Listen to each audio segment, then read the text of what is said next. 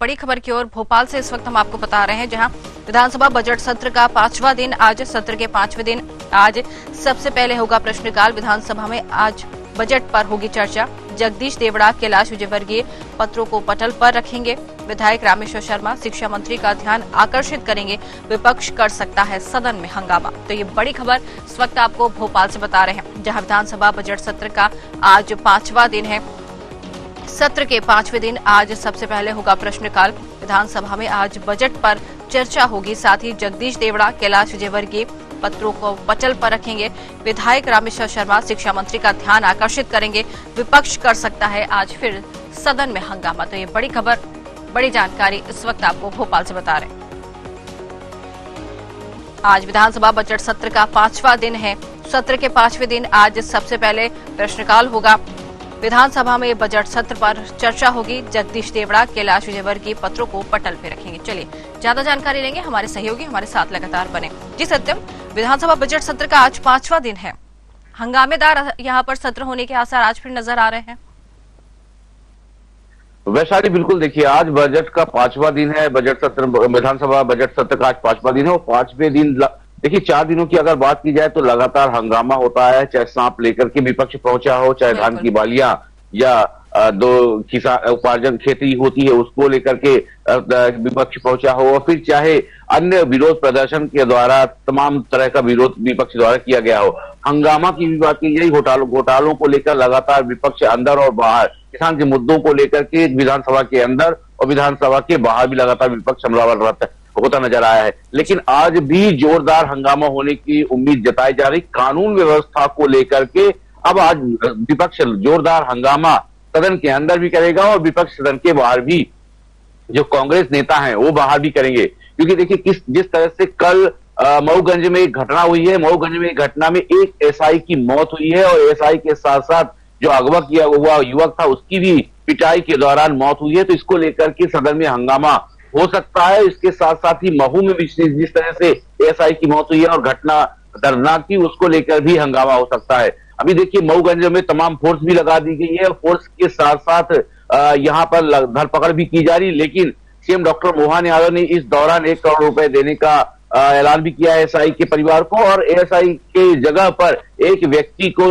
अनुकंपा नियुक्ति देने की भी बात कही है। लेकिन जो घटना हुई है, जिस तरह से सुनियोजित तरीके से होली के दिन अगवा किया जाता है युवक को छुड़ाने के लिए, जब एएसआई थाना प्रभारी जो वहां के इंचार्ज में थे वो संदीप भारती जब पहुंचते हैं तो उनके ऊपर पहले तो दरवाजा नहीं खोला जाता, फिर उनके ऊपर जिस तरह से आदिवासियों ने पुलिस कर्मियों को मारना शुरू किया और पत्थरबाजी शुरू की, जिसमें एएसआई को 12 टाके करीब लगे हैं और उनका पूरा शरीर देखिए लाल खून से लथपथ हो गया था। इसके साथ साथ ही कई पुलिसकर्मी घायल भी हुए हैं, तहसीलदार के हाथ पैर भी तोड़ दिए गए हैं। और इसके साथ ही आप देखिए, एक एएसआई की मौत के बाद ये यहाँ पर फोर्स लगानी पड़ी। कलेक्टर और एसपी पहुंचे, लेकिन जो बयानबाजी कलेक्टर और एसपी के द्वारा खासकर जो की गई है वो कहीं ना कहीं इससे सही नहीं है, क्योंकि पहले से ही ये फोर्स मौजूद होनी चाहिए थी और प्रशासन पर भी सवाल निशान हालांकि खड़े होते हैं।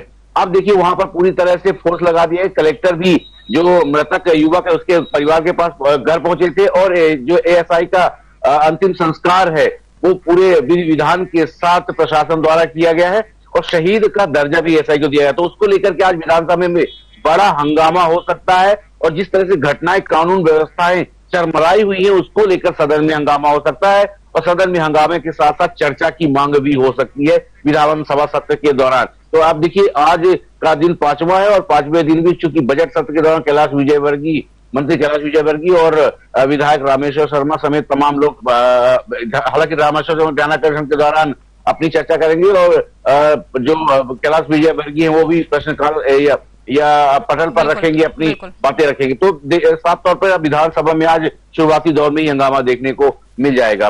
बिल्कुल कह सकते हैं, हंगामा जरूर देखने को मिलेगा। लेकिन जिस तरीके से सत्यम लगातार मध्य प्रदेश की मोहन सरकार कर्ज लेती नजर आ रही है और फिर ये जानकारी सामने आ रही है कि एक बार फिर कर्ज लेने की तैयारी में है, इसको लेकर विपक्ष जरूर यहाँ पर हंगामा करता हुआ नजर आ रहा है। देखिए, मोहन सरकार 15 दिन में तीसरी बार ये कर्ज ले रही है, यानी मार्च में तीसरी बार कर्ज ले रही है और 6 करोड़ रुपए का फिर कर्ज लेने की बात कही जा रही है। जो ये कर्ज 19 मार्च को लिया जाएगा। हालांकि जिस तरह से कर्ज लिया गया है और कर्ज को लेकर के तमाम सत्ता पक्ष बताता नजर आया है कि ये निवेश है। जगदीश देवड़ा जो वित्त मंत्री हैं उन्होंने कहा है हम अभी कर्ज नहीं ले रहे, ये निवेश की बातें कर रहे हैं और ये निवेश किया जा रहा है, इसका जो रिटर्न है वो देखने को मिलेगा। लेकिन मध्य प्रदेश सरकार जिस तरह से कर्ज ले रही है उसके मायने देखा जाए तो 3,75,000 करोड़ रुपए का कर्ज हो चुका है। और इस वित्त वर्ष में देखा जाए 2023-24 में वित्त वर्ष में, इस वित्त वर्ष के दौरान करीब 57,000 करोड़ रुपए का कर्ज हो चुका है। आप देखिए, अगर अगस्त से शुरुआत करते हैं तो अगस्त में 2 बार कर्ज लिया गया था और 2 बार कर्ज लेने के दौरान 5-5 हजार करोड़ रुपए का कर्ज लिया गया था अगस्त के बाद सितंबर में भी 5,000 करोड़ का कर्ज लिया गया। इसके बाद अक्टूबर में भी 5,000 करोड़ का कर्ज लिया गया, नवंबर में भी कर्ज लिया गया, दिसंबर में भी कर्ज लिया गया, जनवरी में भी, जनवरी की शुरुआत 1 जनवरी को ही कर्ज लिया गया था, उसके बाद फरवरी में कर्ज लिया गया और देखिए अब मार्च में तीसरी बार है जो कर्ज लिया जा रहा है। जीआईएस से पहले कर्ज लिया गया, जीआईएस के बाद अब रंग पंचमी जो आने वाली है उसको लेकर भी कर्ज लेने के लिए बात कही जा रही है। तो 19 मार्च को कर्ज लिया जाएगा। तो इसको लेकर विपक्ष इस पर भी हंगामा कर सकता है कि कर्ज के तले लगातार मध्य प्रदेश दबता जा रहा है और सरकार की योजनाएं सिर्फ कर्ज के भरोसे चल रही। तो ऐसा भी विपक्ष का हमलावाज हो सकता है और विपक्ष इस पर देखिए विपक्ष जोरदार हंगामा करेगा और कुछ ना कुछ देखिए आज बाहर भी जोरदार हंगामा होने की उम्मीद जताई जा रही है, क्योंकि कर्ज देखा जाए तो 3,75,000 हो गया हर व्यक्ति पर। अगर कर्ज देखा जाए तो 50,000 करोड़ रुपए का कर्ज हो गया, जैसा विपक्ष आरोप लगाता आ रहा है। लेकिन सत्ता पक्ष कहना है विकास के लिए कर्ज लिया जा रहा है और विकास के लिए जो आगे का काम है वो कर्ज के माध्यम से उसका विकास किया जाएगा, निवेश किया जाएगा और निवेश का ROI, रिटर्न ऑन इन्वेस्टमेंट आएगा। बिल्कुल कह सकते हैं कि हंगामेदार सत्र पूरा रहने के आसार नजर आ रहे हैं। आप बने रहिए सत्यम हमारे साथ, हम फिर चर्चा करते हैं आपसे।